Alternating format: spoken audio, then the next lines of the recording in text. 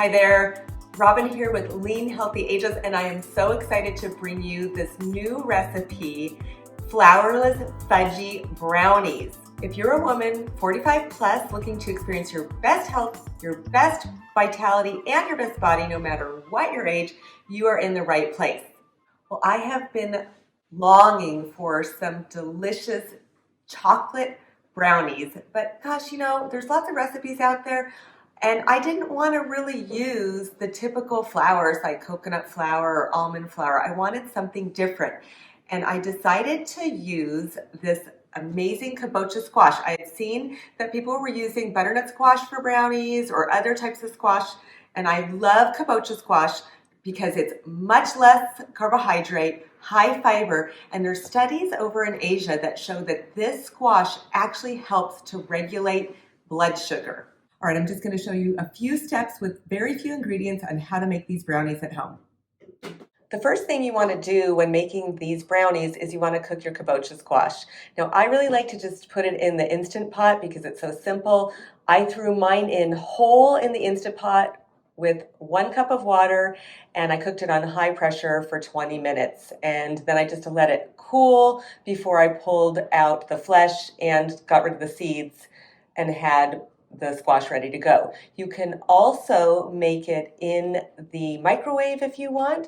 Just make sure you pierce the squash before you put it in the microwave so it doesn't explode on you. And then I usually cook it for a couple minutes and then cut it and then cook each half separately for about 7 minutes each. Here I've got all my ingredients, which this is basically what you're going to need. The cooked kabocha squash, some cocoa powder, maple syrup, an egg, baking powder, a dash of salt, and some form of nut butter. I like sunflower seed butter. You can also use almond butter.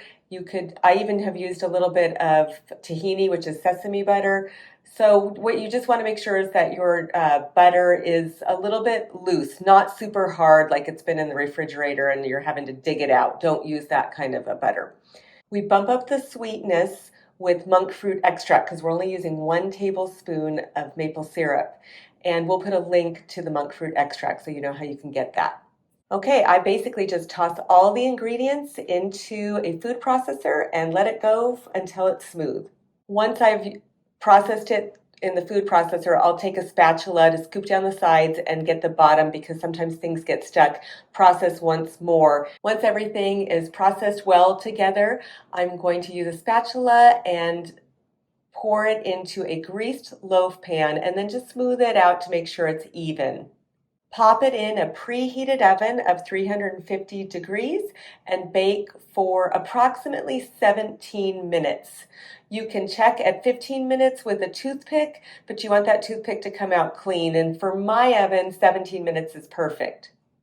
Once you pull it out of the oven, let it cool for a bit.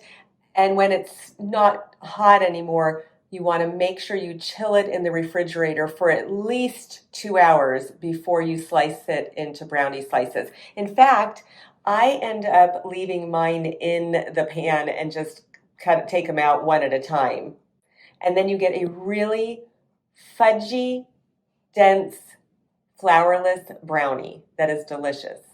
They're out of the oven, they've been chilled, and I'm going to just taste them and tell you, I already know how delicious they are.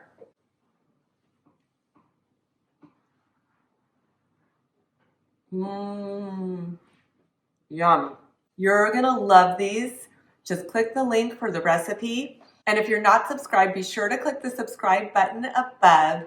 And also make sure you click the little bell so you get notified anytime we have a new post.